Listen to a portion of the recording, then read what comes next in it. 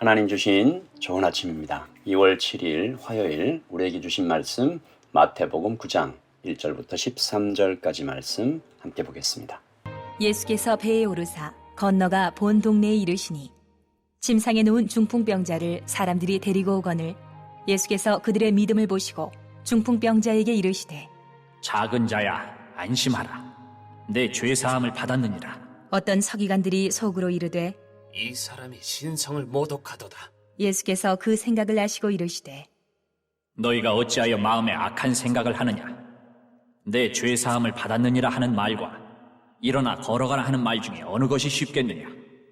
그러나 인자가 세상에서 죄를 사하는 권능이 있는 줄을 너희로 알게 하려 하노라. 하시고 중풍병자에게 말씀하시되 일어나 내 침상을 가지고 집으로 가라. 하시니 그가 일어나 집으로 돌아가거늘 무리가 보고 두려워하며 이런 권능을 사람에게 주신 하나님께 영광을 돌리니라. 예수께서 그곳을 떠나 지나가시다가 마테라 하는 사람이 세관에 앉아 있는 것을 보시고 이르시되 나를 따르라.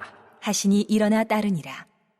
예수께서 마태의 집에서 앉아 음식을 잡수실 때에 많은 세리와 죄인들이 와서 예수와 그의 제자들과 함께 앉았더니 바리새인들이 보고 그의 제자들에게 이르되 어찌하여 너희 선생은 세리와 죄인들과 함께 잡수시느냐? 예수께서 들으시고 이르시되 건강한 자에게는 의사가 쓸데없고 병든 자에게라야 쓸데있느니라. 너희는 가서 내가 긍휼을 원하고 제사를 원하지 아니하노라 하신 뜻이 무엇인지 배우라. 나는 의인을 부르러 온 것이 아니요 죄인을 부르러 왔노라. 하시니라. 아멘. 하나님의 말씀입니다. 한 번 더 읽으시면서 묵상하시겠습니다.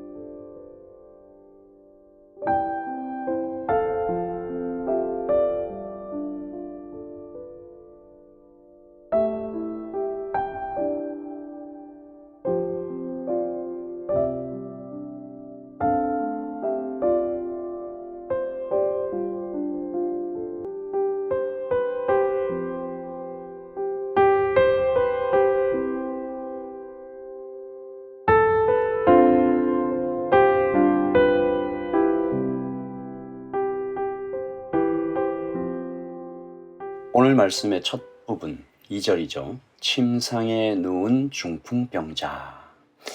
여러분, 이 문장을 들을 때 듣는 사람에게 안타까운 한숨이 터지죠.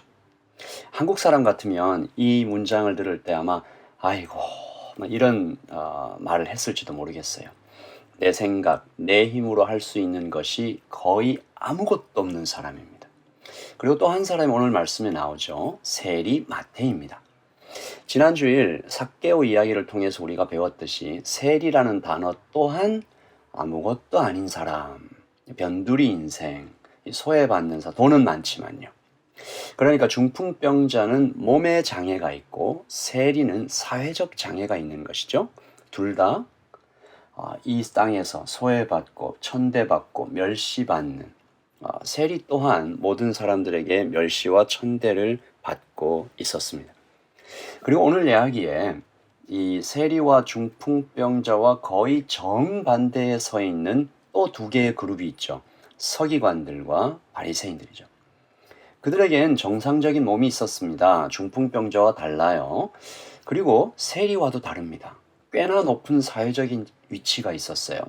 그래서 그들은 스스로 또 주변 사람들도 바리새인들, 서기관들, 건강한 사람, 의인, 본받을 만한 사람, 존경, 나도 저 사람처럼 되고 싶다. 여러분, 몸이 건강한 것, 사회적으로 영향력 있는 것, 종교적인 경건을 힘써 지키는 것, 사실 본질적으로, 기본적으로 다 좋은 것이죠. 저도 그렇고 우리 모두 건강한 몸, 사회적인 좋은 영향력, 그리고 주님을 따라가는 이 경건의 습관, 이런 것들을 가지는 것, 다 그렇게 되기를 원합니다. 하지만 이런 좋은 것들이 부패하면 이런 좋은 것들이 하나님의 자리를 차지하면 그러니까 향수가 썩으면 냄새가 지독하대요. 좋은 것이 부패하면 심각하게 악해질 수 있습니다. 이번에 오클랜드에서 큰 홍수가 나서 이 정부의 발표가 이렇게 나더라고요. 홍수에 잠겼던 그 어떤 것들도 손대지 마라. 야채도 먹지 말고 손에 닿았어도 얼른 씻어내라. 거기서 수영할 생각은 꿈도 꾸지 마라. They are contaminated. 오염되었다. 물은 좋은 거잖아요. 물이 없으면 못 살잖아요. 꼭 필요한 중요한 거잖아요. 그러나 오염되면 아무리 물이 많아도 소용이 없습니다.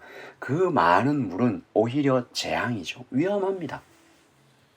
바리새인들의 그 건강한 몸, 경건한 습관, 서기관들의 해박한 성경 지식, 가졌던 사회적 위치와 영향력이 오염되었어요. 여러분, 그것들을 이루고 유지하느라 그동안 얼마나 힘들었을까?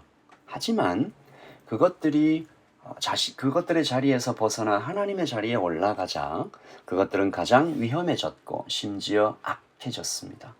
왜 그렇게 됐을까요? 그것들이 자기 의가 되었기 때문입니다. 이것들로 무언가 자랑이 되어버렸어요. 겸손하지 못하게 되었어요. 하나님의 자리를 차지해버렸어요. 다시 말해서 이것을 좀 바꾸어 얘기하면 하나님이 그렇게 필요하지 않은 상태가 돼버렸습니다. 바리새인들과 서기관들 입으로는 하나님 늘 얘기하는데 자기들은 이미 의로워졌고 든든하고 당당하고 하나님께 대한 그 절박한 결핍이 그다지 필요하지 않은, 예전에 한 선교사님으로부터 이런 얘기 들었어요. 선교지에 계실 때는 기도 응답이 정말 신속했답니다. 내리던 비가 멈춰요. 침을 놓아야 할 자리가 밝게 빛나요. 물탱크가 필요하면 그 지도를 홀로그램처럼 보여주세요. 그런데 선교지를 떠나서 뉴질랜드 도착하면 거짓말처럼 그 모든 것들이 딱 멈춥니다.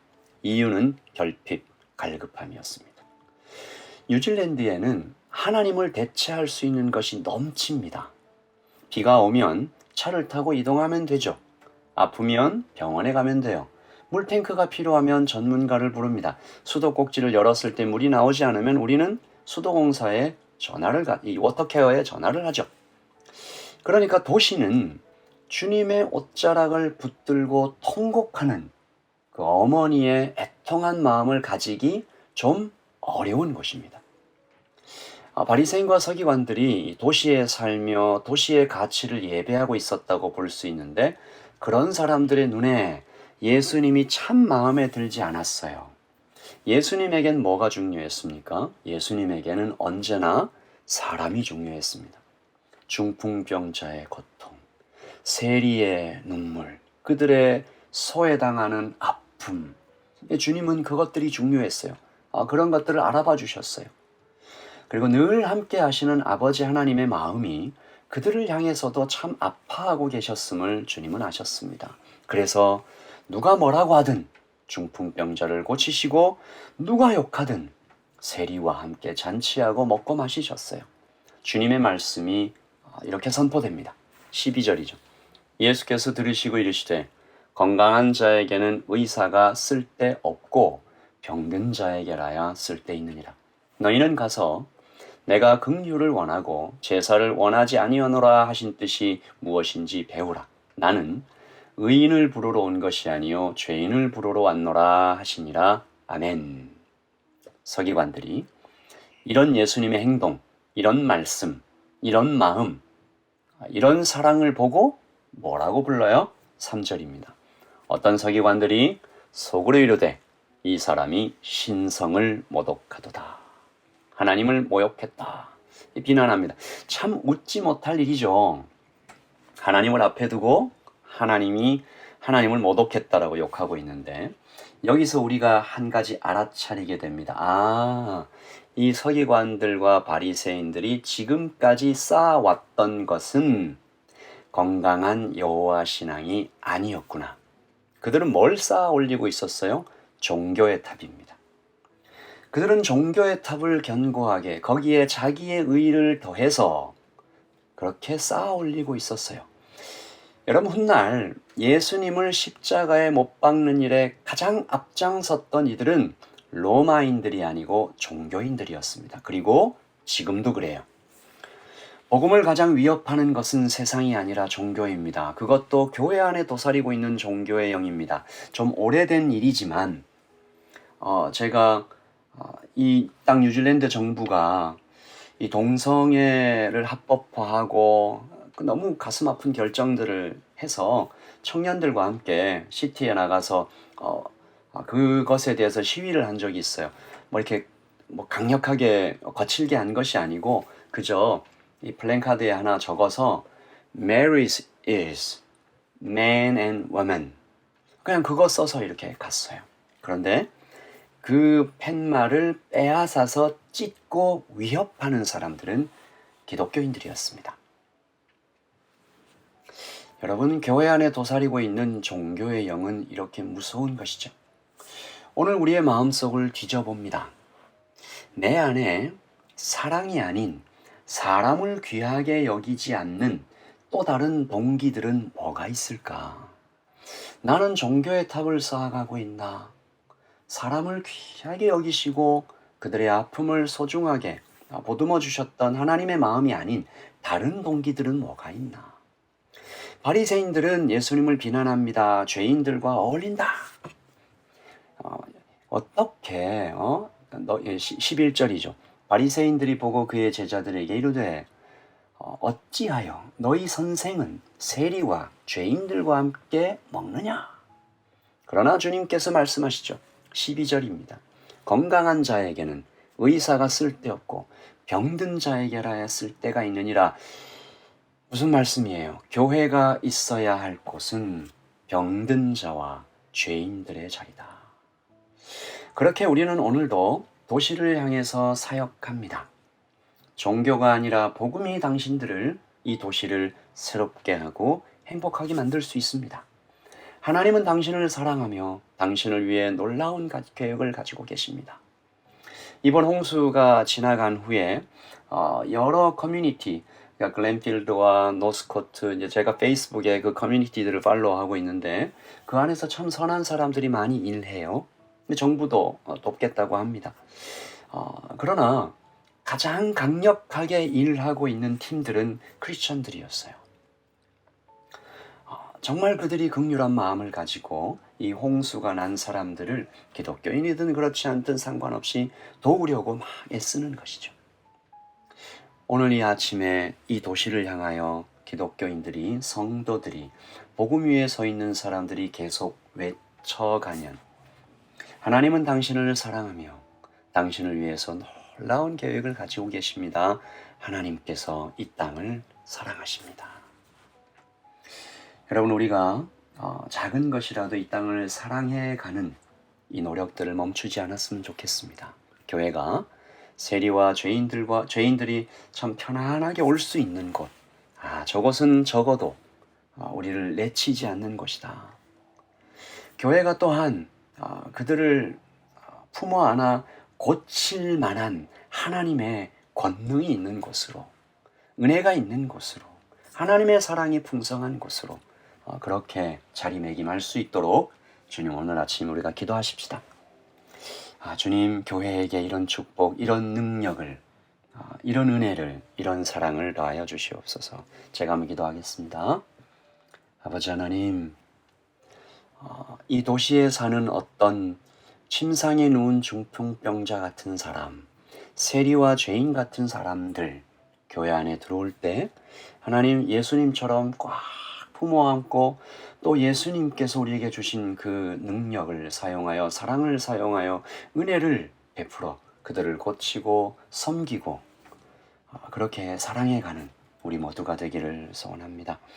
아버지 하나님, 아직도 이 홍수의 고통 때문에 정상화가 되지 않은 많은 가정과 또 많은 아픔들이 있을 줄 압니다. 주님, 그들 한 사람 한 사람 우리 눈에 보이는 대로 기도하고 돕고 함께 걸어가는 이 도시가, 교회가 될 수 있도록 도와주시옵소서.